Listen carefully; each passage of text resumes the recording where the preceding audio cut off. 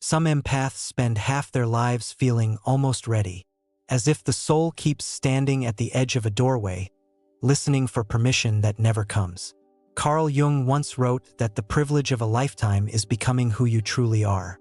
But no one warns how terrifying that becomes when you feel everything too deeply.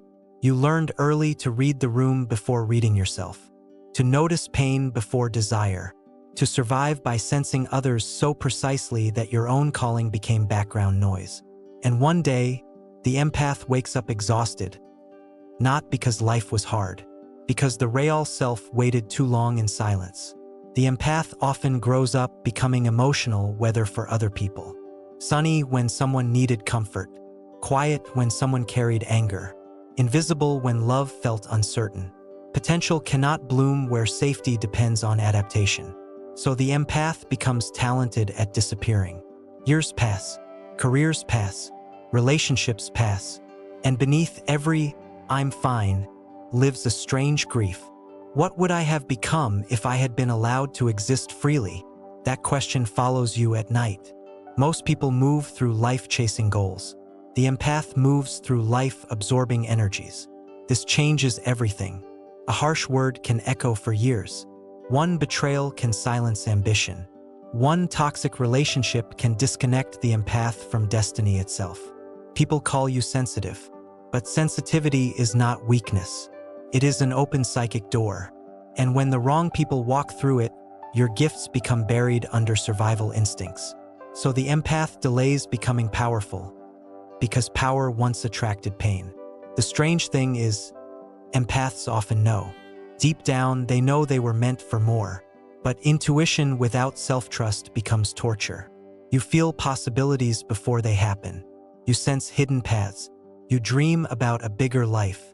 Then suddenly the mind whispers, "Who do you think you are?" That voice is rarely yours. It was planted there slowly by criticism, guilt, comparison, emotional manipulation. And the empath carries other people's limits like sacred truth. Jung believed the shadow contains the parts of ourselves we reject. For the empath, the shadow is often power itself. Not darkness, power, the ability to say no, to outgrow people, to stop rescuing everyone, to become visible. Many empaths secretly fear their own intensity, because once awakened, they can no longer return to being emotionally convenient. So they postpone their potential unconsciously. Not because they are lazy, because transformation threatens the identity that kept them loved. Some empaths confuse chaos with purpose. If nobody needs saving, they feel empty. If life becomes peaceful, they feel restless. If success arrives quietly, they mistrust it. The nervous system becomes addicted to emotional storms. And while others build futures, the empath keeps rebuilding emotional ruins. Years disappear this way, not dramatically, silently, like rain slowly erasing footprints. Then something happens, usually not a victory. Collapse, burnout, heartbreak, loneliness, a sudden realization in the middle of an ordinary day. I abandoned myself trying to be loved. That moment changes the empath forever, because pain finally becomes louder than fear. And suddenly, all the hidden potential starts rising from the depths like something ancient returning home. Empaths often awaken later because they spend years carrying emotional weight that was never theirs. While others were discovering identity, you were managing survival. While others were building confidence, you were decoding moods. The empath matures inwardly before outwardly. And strangely, this becomes a hidden advantage. Because when the empath finally awakens, it is not shallow ambition. It is soul-level transformation, not performance. Truth. There is something almost mystical about an empath who stops apologizing for existing. Their energy changes. Their eyes change. Their silence changes. People feel it immediately. Some will call you selfish, others distant, others different. But what they truly feel is the disappearance of access. The empath who finally chooses themselves becomes impossible to manipulate. And this is often the exact moment their real life begins. Maybe the deepest illusion is believing you are late. The soul does not measure time the way the world does. Some flowers bloom after fire. Some destinies awaken after destruction. Some empaths only discover their true power once they stop trying to save everyone else. So if you feel behind in life, maybe you were not late. Maybe you were healing long enough to finally carry your real gifts without destroying yourself. And maybe the person you are becoming now is exactly who you were always meant to be. Some empaths spend years waiting for a sign before beginning. A sign from the universe, from love, from fate. But the truth arrives quietly. The waiting itself became the prison. You were taught to hesitate every time your soul wanted expansion, to question your instincts, to dim your knowing until it became almost invisible. And yet, something inside you never died. Even after disappointment, even after rejection, even after becoming emotionally exhausted from carrying people who never carried you back, the potential remained alive underground. The empath often realizes too late that kindness without boundaries becomes self-erasure. You gave endless understanding to others, endless patience, endless second chances, but somewhere along the way, compassion turned against you. Jung believed that what we do not confront within ourselves appears outside as fate. And many empaths keep meeting the same painful people because they still believe love must be earned through suffering. So the soul delays its true path, hoping one more sacrifice will finally bring acceptance. It never does. There is also a hidden loneliness empaths rarely admit. Not the loneliness of being alone, the loneliness of being unseen. People may admire your warmth while never noticing your wounds. They may lean on your wisdom while ignoring your exhaustion. And after years of this, the empath starts questioning their own value. Not because they lack gifts, because they became everyone's emotional mirror and forgot they had a face of their own. Some empaths stay small because they unconsciously fear envy. They know what human darkness looks like. They have felt jealousy hidden inside compliments, control hidden inside affection, possession hidden inside love. So when their own potential begins to rise, something inside whispers, "If I become powerful, I will become a target." And the empath retreats again into invisibility. Not weakness, protection. The strange thing about awakening is that it often begins with anger. Sacred anger. The kind that appears when the soul can no longer tolerate betrayal against itself. One day you suddenly notice how much of your life was spent abandoning your own needs to preserve peace for others. And peace built on self-betrayal eventually becomes inner death. So the empath begins changing quietly, less explaining, less chasing, less rescuing, and more listening to the ancient voice within. Many empaths were never taught how to receive help, receive rest, receive recognition, receive abundance without guilt. So when success finally appears, they sabotage it instinctively. Because struggle feels familiar, ease feels dangerous. The nervous system confuses suffering with safety. And this is why some empaths stand inches away from their destiny while unconsciously pushing it away. There comes a moment when the empath realizes something heartbreaking. Not everyone they loved truly saw them. Some only saw comfort. Some saw healing. Some saw usefulness. But being needed is not the same as being loved. That realization cracks the illusion wide open. And from that crack, the real self finally begins to emerge. Not the pleasing self, not the adaptive self, the real one. Jung wrote that no tree can grow to heaven unless its roots reach hell. Empaths understand this deeply. Their gifts are born from surviving emotional darkness, from walking through invisible grief no one else noticed, from learning to sense danger, pain, longing, silence. This is why the empath's wisdom often arrives late. It had to be earned in the hidden chambers of the soul. And although painful, it creates a depth few people ever reach. The awakened empath stops searching for permission. That is the turning point.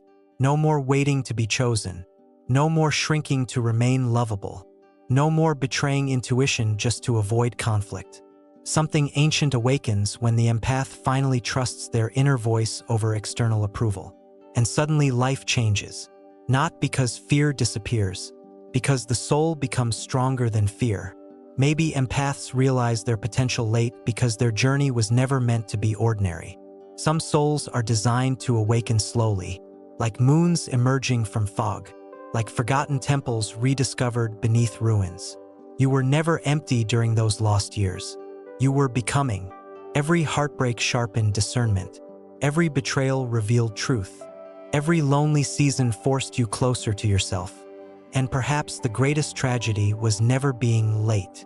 Perhaps the tragedy was believing your sensitivity was a flaw, when it was always the doorway to your power.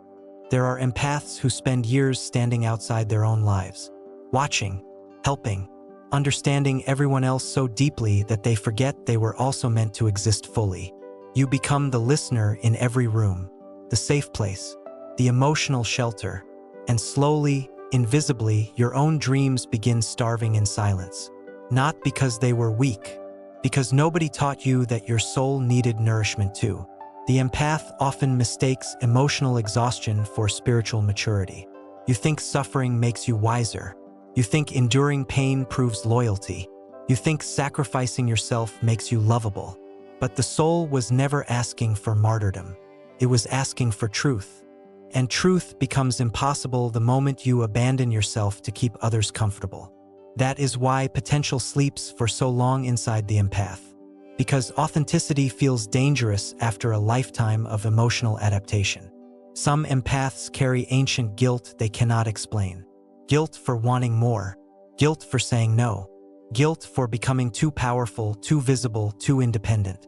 As if somewhere deep inside, they believe their light might hurt people. So they hide their brilliance beneath humility. They call their intuition luck, their wisdom overthinking, their gifts nothing special.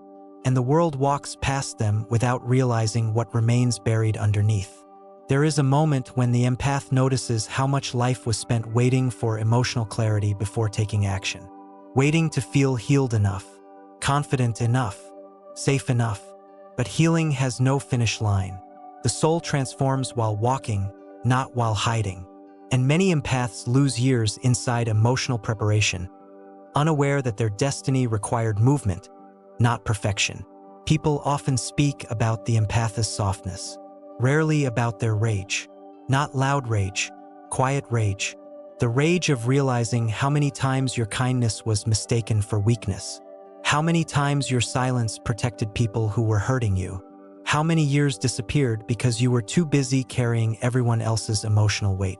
That rage becomes sacred when it stops destroying you and starts awakening you. Jung believed that depression can sometimes be the soul demanding a deeper life. Many empaths understand this too late. They try to fix themselves endlessly. But the exhaustion was never only emotional. It was existential. A soul cannot thrive while living against its true nature. So the body becomes heavy. The mind becomes foggy. The spirit becomes distant. Until one day something whispers, "You were not meant to survive forever. You were meant to become." Some empaths are terrified of their own visibility, not because they lack talent, because visibility once attracted pain. Being noticed brought criticism, judgment, pressure, emotional attack, so success unconsciously feels unsafe. The empath learns to stay almost successful, almost expressive, almost free, close enough to dream, far enough to avoid being truly seen. And yet the soul keeps calling, through strange synchronicities, repeated lessons, restlessness at night, an ache that no relationship or achievement fully satisfies. That ache is not failure. It is remembrance, a forgotten self trying to return through the noise of survival. And the longer the empath ignores it, the louder life becomes. The awakening usually begins very quietly, not with enlightenment, with honesty.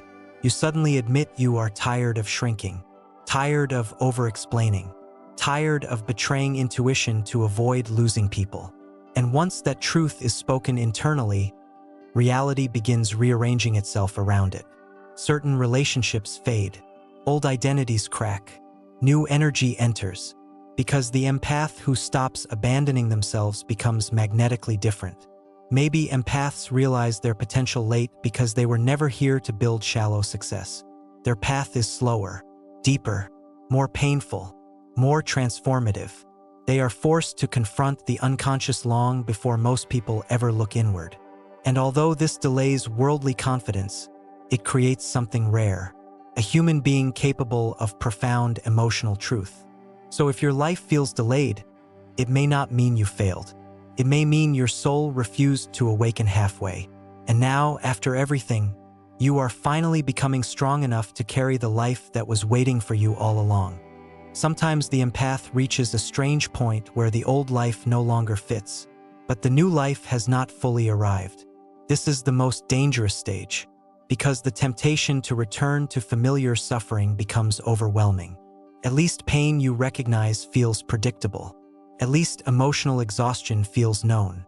But the soul keeps whispering, "You did not come this far to remain unfinished." And somewhere deep inside, the empath begins choosing growth over familiarity for the first time. The empath eventually realizes that intuition was never the problem. Ignoring it was. How many times did your body warn you before your mind understood? How many sleepless nights tried to reveal the truth? How many quiet inner voices were silenced just to keep peace with people who drained your spirit? Potential delays itself when intuition is constantly betrayed. Because every time you abandon your inner knowing, the soul learns not to trust your choices. And healing begins the moment intuition becomes sacred again. There is grief in awakening.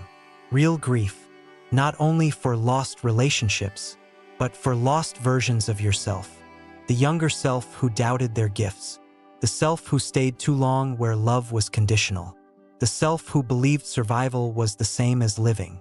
Empaths often cry not because they are weak, but because they finally see how much pain they normalized. And once seen clearly, the illusion can never fully return. Some people will not recognize the awakened empath anymore.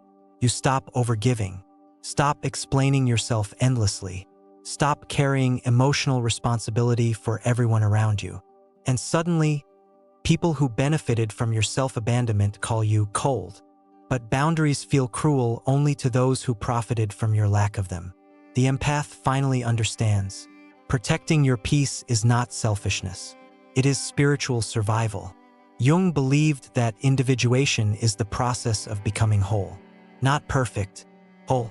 And wholeness demands the integration of every hidden part. The sensitivity, the anger, the intuition, the ambition, the shadow, the grief.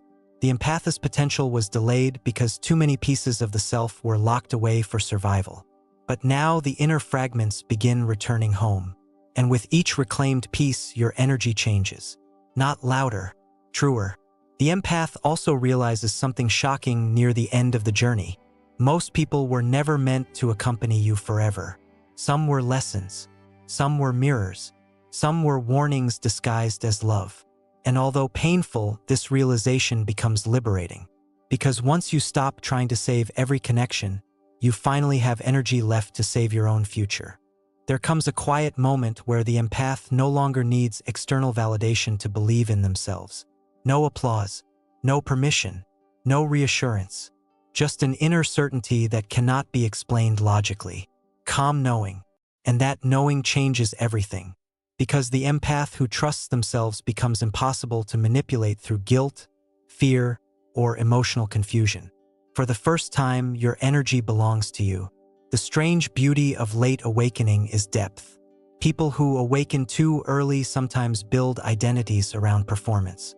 But empaths who awaken late build themselves from ruins.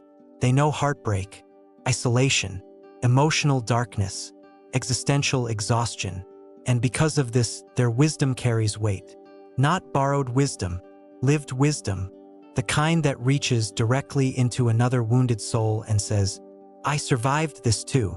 In the end, the empath understands that their sensitivity was never a punishment. It was perception, a rare ability to feel beneath appearances, to hear what others hide, to sense the invisible emotional currents shaping human lives. The problem was never the gift itself. The problem was trying to offer that gift to people who only knew how to consume it. And once the empath learns discernment, the same sensitivity that once caused suffering becomes power. So why do empaths realize their potential too late? because they spend years surviving emotional worlds other people cannot even see, because they mistake self-sacrifice for love, because they fear becoming too visible, because they carry wounds that silence their gifts, but also because some souls are meant to awaken slowly, like stars appearing only after complete darkness.